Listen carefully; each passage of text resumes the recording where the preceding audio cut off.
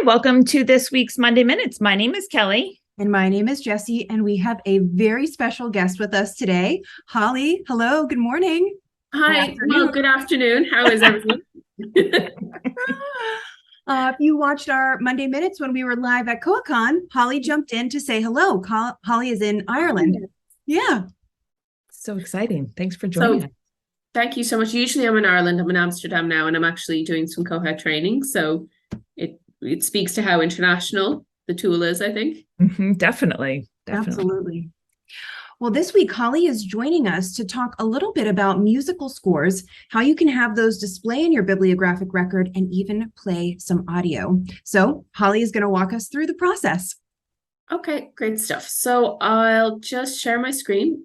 So when we're setting up our site to display the musical score, that's linked to your bibliographic record, the first place we need to go into is system preferences. So if I take you to Koha administration, and I'm looking under global system preferences, and the first thing I want to search is I'll just do a search for music, because there's only currently two system preferences that use that term. So we have the opaque play musical inscripts, and we have the opaque show musical inscripts. So in this case, we want to enable both, because we want to be able to both see a score of music, so the manuscript of the musical notes, and then we want to actually be able to play what those musical notes represent. So I've just modified those so that they're set to play and show. So I'm going to save all my opaque preferences. And once that's enabled, whenever you record information about a musical score on your work forms, you'll be able to record details that can be translated into a musical score. So I want to take us back to our homepage, because to actually give you a specific example, I need to edit a framework so the appropriate mark fields are actually displaying in it. Okay. So we'll go into Koha administration, and I want to go into Mark Bibliographic Framework. Now, just the site I'm showing you is actually a demonstration site that Interleaf Technology, the company I work for, has, and we use it for situations like this when we're demonstrating things or if we're training. So I'm going to be working with the sound recordings framework, but obviously you can add it to whatever framework is appropriate for your site. And if I go to actions and then mark structure, I can see the content of the framework, and the fields that I want to look at are in the 031 tag. So if I just use the search bar box to search for 031, I can see the name is Musical Incipits information. So an incipit or an incipit is the initial content of a piece of text or a manuscript of music. It's the first few lines or the first few staves of music. So that's what we're looking to enable. Okay. So I go over to actions, and I'm going into edit subfields. So I'm just going to enable the subfields from here. We can talk about them in a little bit more detail when we look at how they appear on a work form. So I'm just enabling subfield 2. I'm not going to enable every single field. A lot of them are intended to gather additional information about the music that's on your bibliographic record, but I'm just focusing on the tabs that will actually allow us to display and play the music that we want to see. So I'm starting with subfield 2, which is system code, and I'm enabling clef as well, and key signature, time signature, and then also musical notation. So I'm just going to the visibility line, and I'm just ticking the editor option, so it will appear there. So what people may have noticed at this point is that we are starting to see some musical terminology. So definitely having an understanding of musical terminology is going to help you with this. You can start working with this when you have a very, very basic level of musical terms. You certainly don't have to have played the piano for 20 years in order to use this, but it's a good opportunity to brush up on some musical terms just to enhance your usage of the feature. So now I've made my edit to my framework. I'm going to take you to a record that I kind of earmarked earlier on. So I'm going to give away what music we're working with. We're searching for a happy birthday. And I have one record on this site that is for a musical manuscript of Happy Birthday. So I actually just want to show you the opaque view of this first, and then we'll make a comparison when we've added the musical details to it. So you can see this is our opaque. It's a very standard bibliographic record. Mm-hmm. But if I take you back to your staff side, I'm going into Edit, and I'm going into Edit Record. So from here, I want to scroll down to my 031 field here. So these were the fields that we enabled on the framework. Yeah. Now, cards on the table, I did figure out the content of these fields in advance of the meeting. I didn't want you sitting there listening to me and give out when I couldn't figure stuff out. So I figured it out in advance. I'll talk a little bit about the basic information you need to put into the different fields. Yeah. So just let me grab my notes. The first field to talk about is the to field, and this is the system code field. So what the system code field actually does is it's the field which determines how your Mark 21 should read the information and then display it. So the code you're going to put in is PE, and that stands for something called plain and easy code. So I started to familiarize myself with this when I found out about this feature from the International Association of Music Libraries, Archives and Documentation Centers. Oh. So I actually have a link on my other page. I'll just show it to you briefly if that's okay. Yeah. So this is, as you can see, it's from the IAML organization just here in the left-hand corner.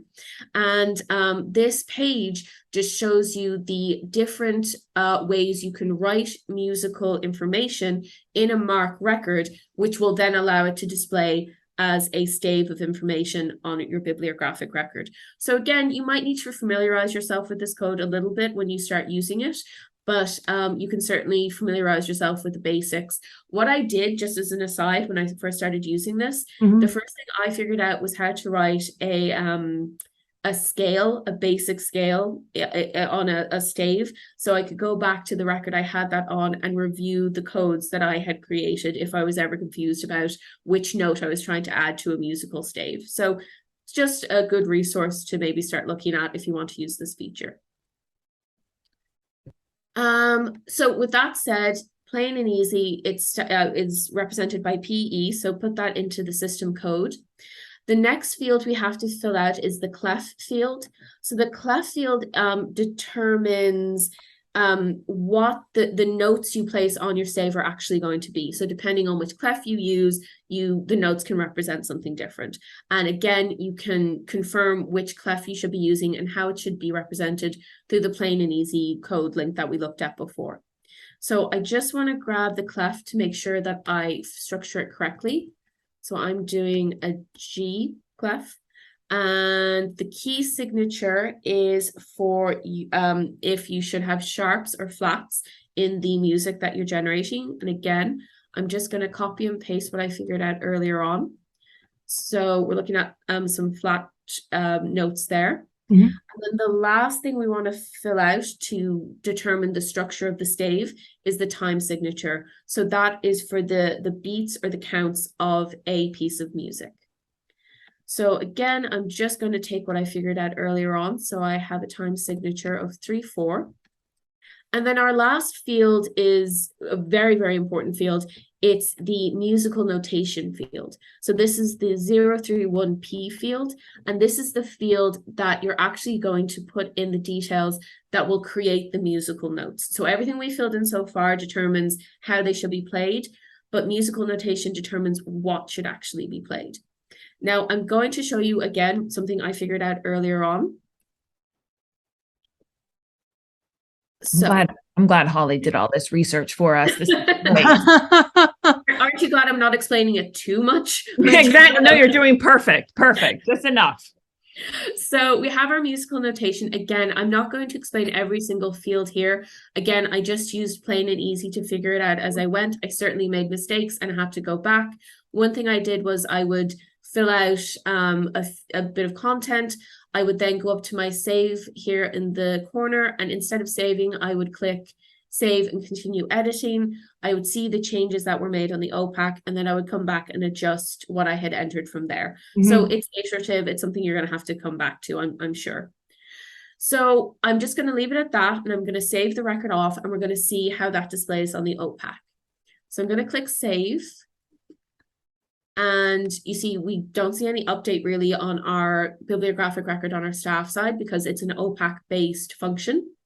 But if I go into the OPAC to look at the record that we had already created here, I'm just going to renew that record. So just renew the page it's on. Oh, Fantastic.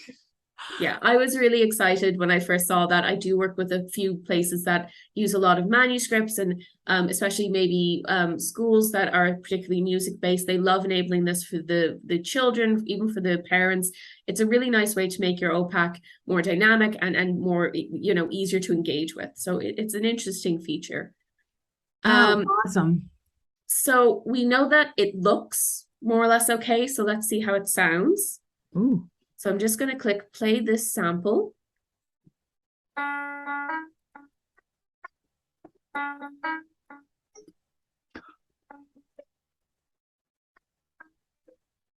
Oh, that's lovely. That's awesome. And you can see, I'll just play it once more. If you notice, the notes actually highlight in red as they're played. Oh, I didn't notice that. I can pause it. And I can play it again if I want. So it can also be a nice tool to help people learn the first few notes that they're trying to play. It's also possible to add links to a full performance or to an actual musical manuscript of this for the full outline. What you see here, it's actually a little bit longer than sort of proper cataloging advises to make it, but I wanted just to demonstrate. You can see how flexible this is. I've inserted the flat key here. I've got a variety of different notes, so it's a very flexible tool. Well, this is wonderful, Holly. This is fantastic. And while you were doing that, I was looking in the Z39.50 targets to see if there was any music repositories that potentially would have access to some bibliographic records that maybe already had some of this added in, which would be really helpful to those copy catalogers, which, I mean, like, come on, we'd all love to see the easy parts done for us. So, I mean, I think that this is fantastic. This really enhances a library that has this type of collection to get their patrons excited. Yeah, definitely. Well, thank you, Holly, for joining us this week and showing off how our users can set this up in their Koha staff client or OPAC. Thank you so much for having me. It's been really wonderful. I'm really glad. It's a real honor to come on. I certainly view Monday Minutes a lot and the deep dives. I certainly view your stuff. So it's really wonderful to be here. Thank you. Well, we hope you can join us again. Yeah, absolutely. All right. Thanks a lot, guys. Thank you. Have a good week. Thanks. Have a good week.